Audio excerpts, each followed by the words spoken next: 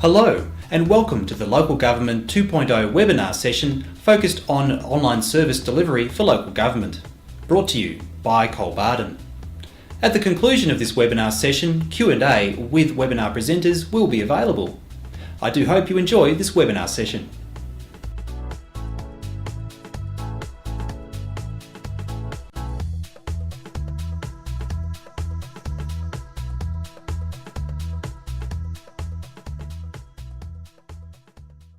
Hello, my name's Shirley Hall. I'm a Project Manager for ICTS at Sunshine Coast Council. I've had the privilege, sometimes challenge and pleasure, of delivering the SCC e-business program over the last 3/4 years. Today I'd like to share our experience so I can support others, hopefully, who are embarking on more challenging areas of online service delivery. So where did it come from? The SCC business program arose from a customer experience strategy that was created in early 2010. It was during this period that the amalgamation of 3 councils into one to form the Sunshine Coast Council was completed.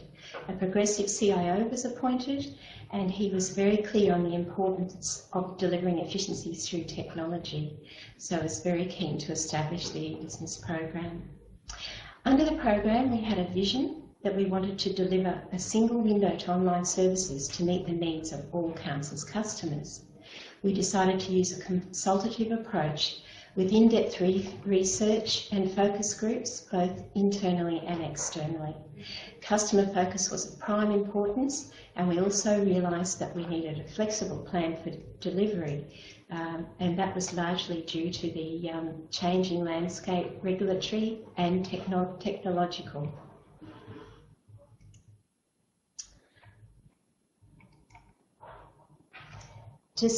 Primarily I wanted to talk a little bit more about then customer focus. Throughout the program we realised that this was of prime importance, and a report I read recently called Top Tasks 2013 on what users are doing on Australian Council websites, and published just in September, really underpins what we discovered and aim to do, in that council's primary public websites should be built on robust evidence that puts their users' needs, rather than the interests and judgment calls of business units, which can be questionable in my experience, as the organising principle.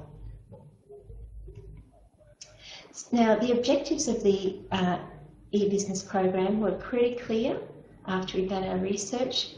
We knew we wanted to enable online customer self-service for the majority of interactions with council, provide technology support for council to improve efficiencies in responding to our customers' requests and applications, and of course efficiently manage content on the corporate website and the provision of information to the public. We wanted to improve community collaboration and consultation, and exchange information between council and its business partners. We wanted to provide geospatial presentation of council's assets and activities, something that occurred progressively throughout the course of the program. So what did we do? We used our research to create a 2-year roadmap of the required services and priorities. We developed program streams that were aligned to our internal businesses and the corporate plan. These streams included community engagement, events, customer self-service, development services, business partner services, information provision, and underpinning all that, strategic solutions. We deployed some tactical solutions, but we ended up developing most of our services. And to do this, we used an agile approach, and it was pretty tricky at first to use the agile approach in a waterfall environment, but we gradually worked through it. So what have we delivered? Essentially, we had 3 applications that we developed through the course of the program, and these needed to be accessed seamlessly from council's existing corporate website. So we delivered top-level navigation in the form of a top hat. We developed an authentication piece called My Council, which enabled login for our users, and they could also use Facebook. And we also developed the Community Hub. Alongside the services that we started developing, we also implemented a secure payment gateway. just a little bit more on the 3 core applications that were developed. My Council, as I mentioned, our authentication piece was the overall entry piece. We're providing single sign-on to our My Council Services application. And then subsequent to that, the Community Hub, which also had the requirement to be able to authenticate for community groups to add new listings. So the combination of these 3 were the core of the e-business platform. The next thing I'd like to do is play a video for you that just outlines the services that we have delivered. I hope that'll give you a little break from my voice for a moment.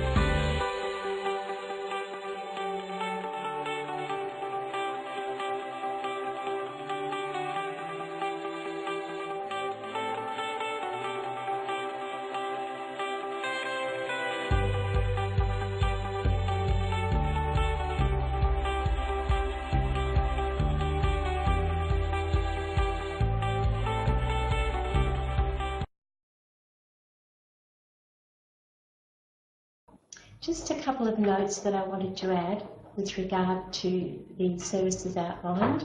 We talked about email delivery notices. We've also developed with Digital Post Australia electronic notice delivery this year. And additionally, on our coming soon list, we have arrangements to pay and direct debits available online.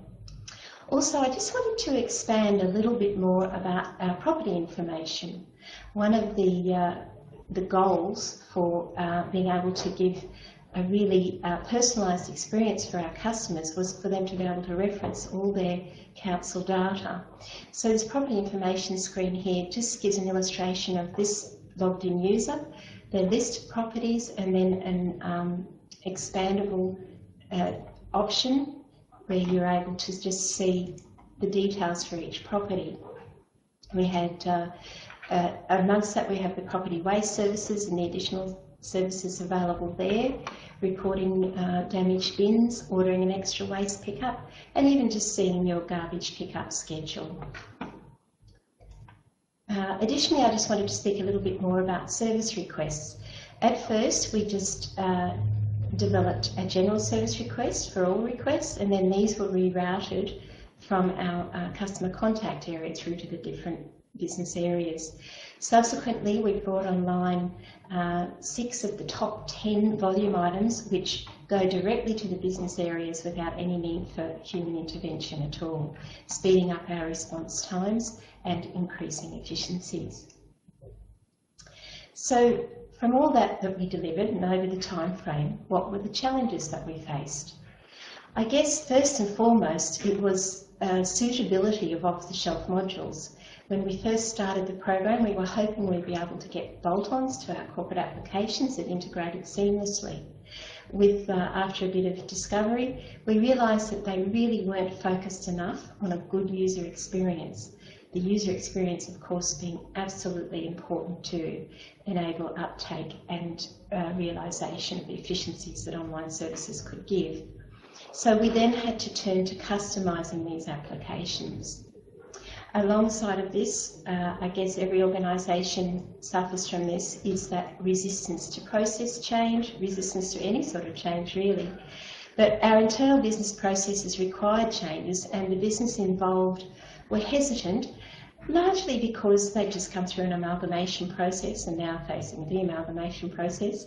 But nonetheless, with time, we were able to move them gently through and get some process changes where required.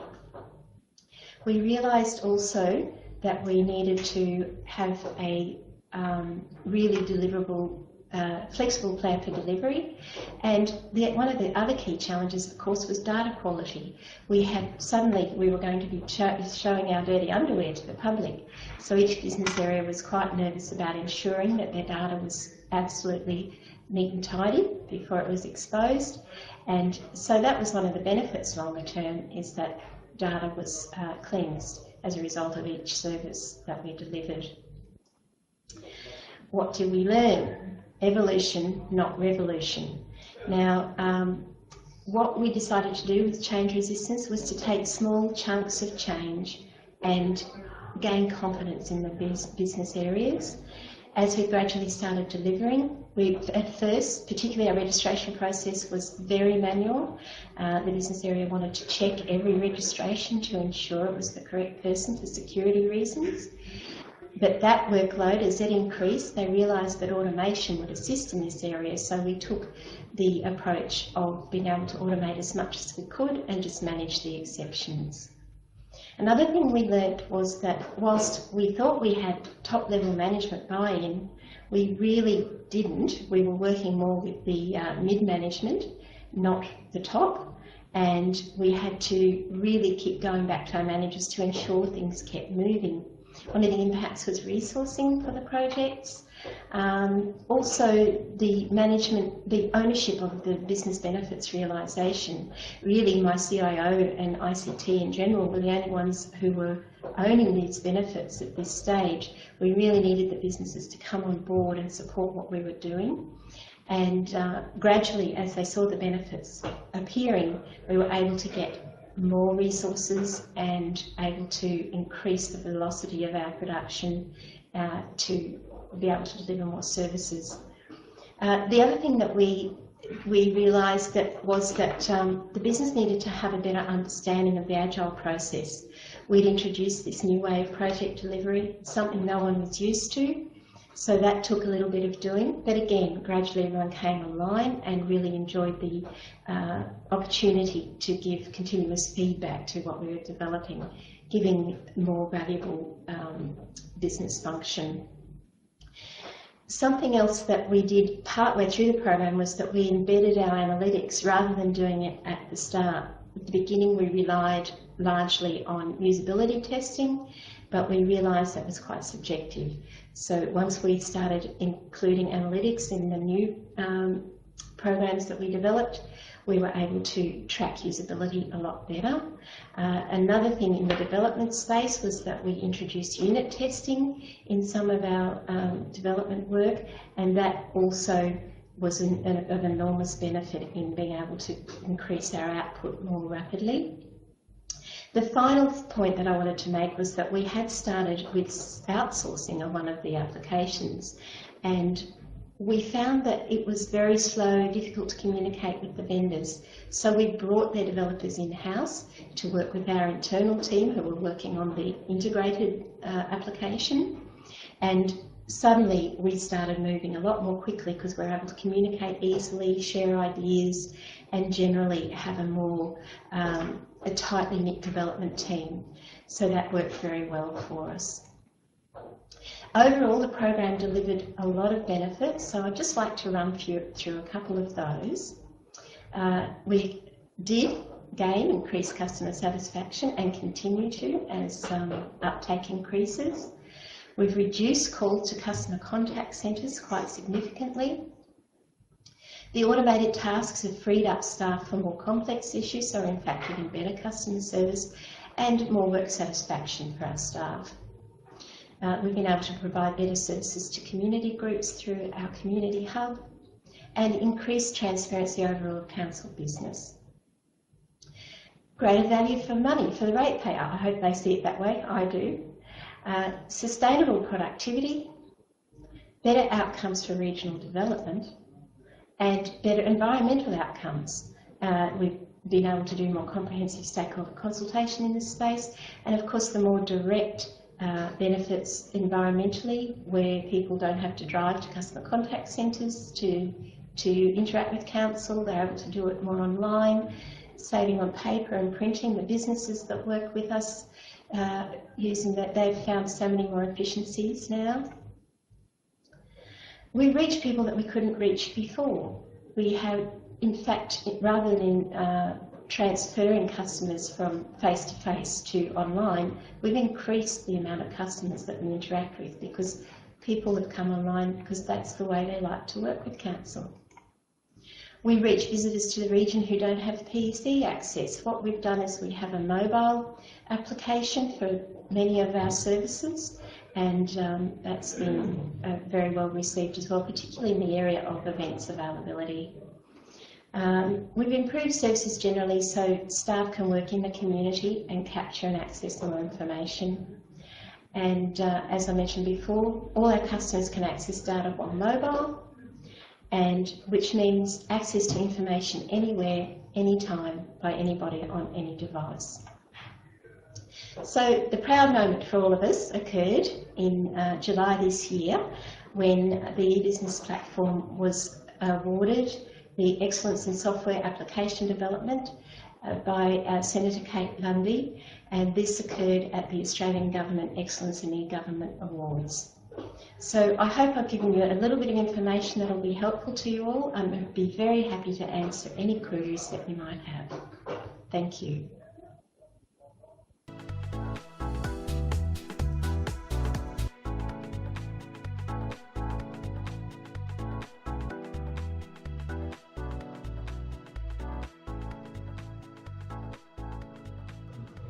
Hello and welcome to my presentation. I am Councillor Veronica Flay and I am President of the Shire of Kojonup in WA.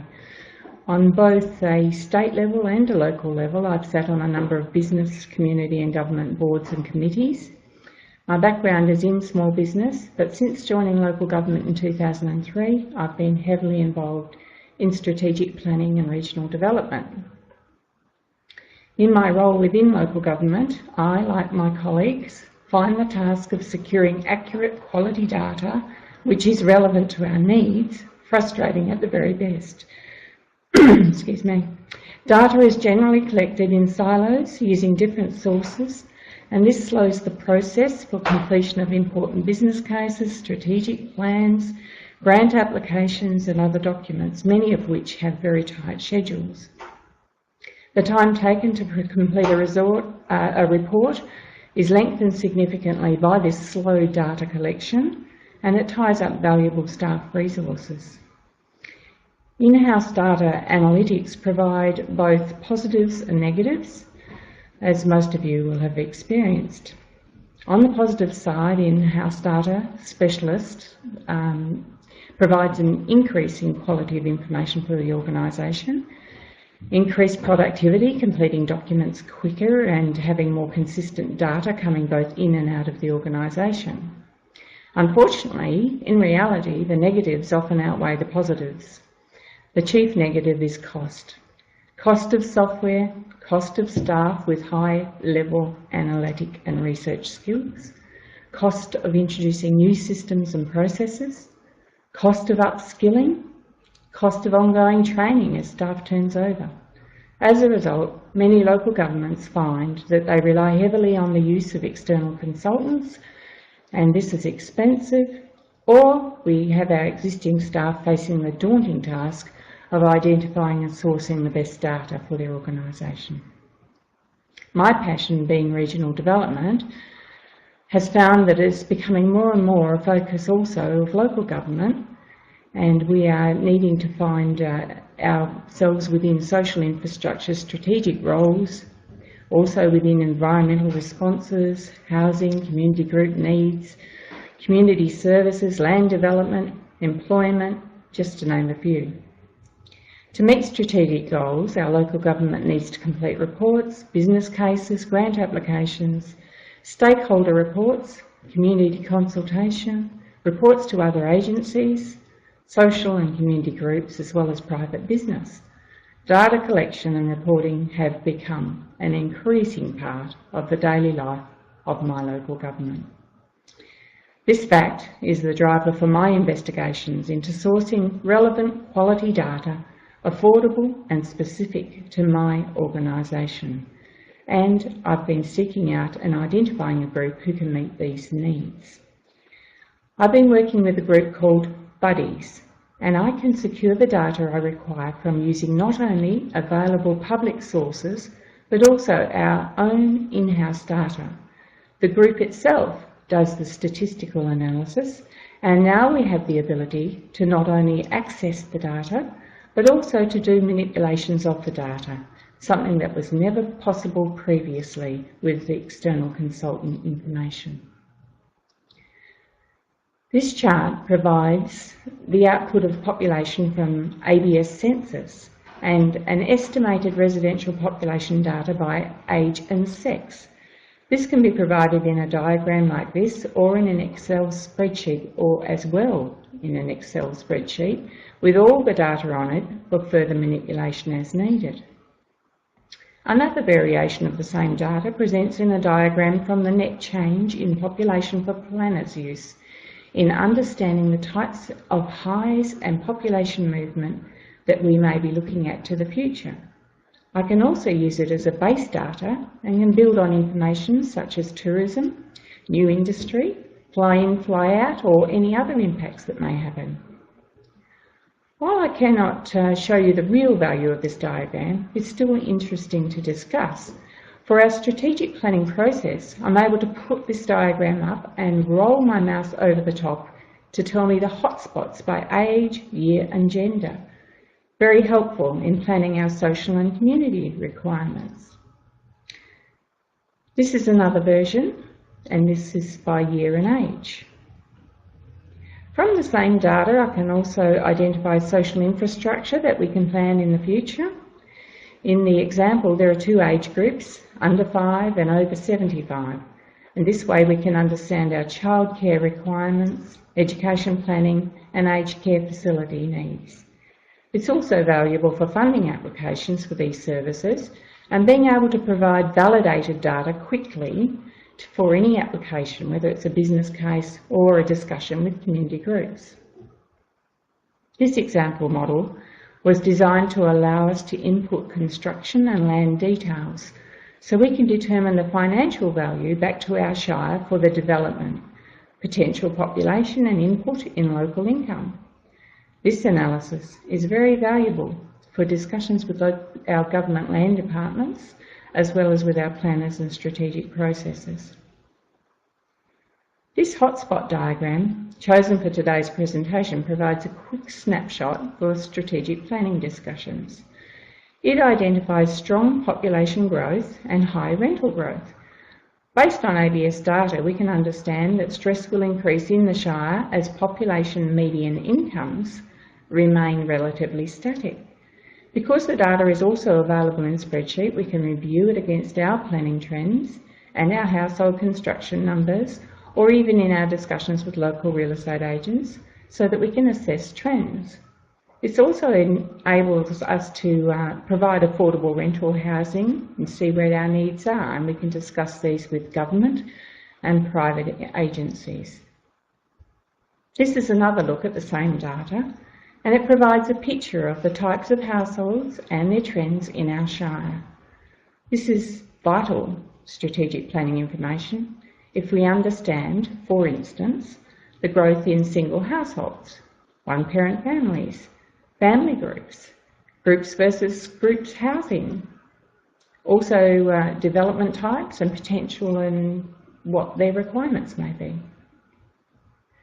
Information on industry can be gathered from public sources and our internal data to highlight the industry potential and potential growth sectors for more in-depth planning processes for council, especially investment, employment and commercial land release.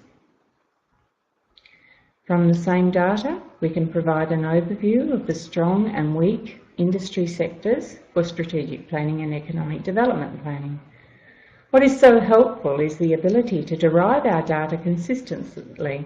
Everyone has the same access and we're not wasting hours and days of time redoing analysis. Staff are more productive and we can provide better guidance based on real data. Our local government not only needed to access data, as do most, but to be able to update it to reflect our trends. To be able to use more than one source of data to determine the current information and have supportive data from local businesses or agencies, but most importantly to be able to relate it to our local government. I have found forecasting to be a key priority for the attraction of investment, business and tourism, and a necessary measure to identify gaps for all planning processes. The first step is to develop our data warehouse for our local area and state. Buddies collects all available data from public sites such as ATO, ABS, federal and state government, Reserve Bank, REWA, industry and business groups. Then they are able to undertake any statistical analysis we need to develop the final outputs for us to use. Once done, we can download this data at a touch of a button. It's updated regularly and results in a single data source for the local government staff to use. A list of standard reports received regularly becomes the single source of information for a variety of uses. These reports can also be provided in Excel, as we've said before, so they can be worked up further if needed. For instance, the demographic report can use historic estimated residential population numbers from the census. It also provides numbers on gender and age, and Buddies, using standard statistical techniques, provides a projection based on this data. This can be used to determine aged care needs, demographic profiling, social infrastructure, health resources, and discussions on education and housing and services. Then we can look at trends in household profile, such as income, occupation, and seasonality due to tourism or fly-in, fly-out or any other factors. The housing report then uses the demographic report as the base with other valid data, so all the numbers correlate, unlike most data collection processes. To identify household demand projections, type of households demanding homes, mortgage, rental profiles, a housing supply estimate based on census data, planning approvals, land availability, current land use, or from our in-house data. Thus, we have a total model of all our housing, which is then updated as soon as new data becomes available, or at regular intervals. For industry reporting, using both public and internal government sources, we can plot the current types of industry and, using the industry growth dynamics provided by ABS, determine the growth or decline of industry in our local area, and this allows us to identify opportunities or gaps for investment and strategic planning. In the same way, infrastructure can be modelled to provide data for our planning processes. The chief benefits of using Buddies that I've identified is that we have a single source of data that is relevant and timely.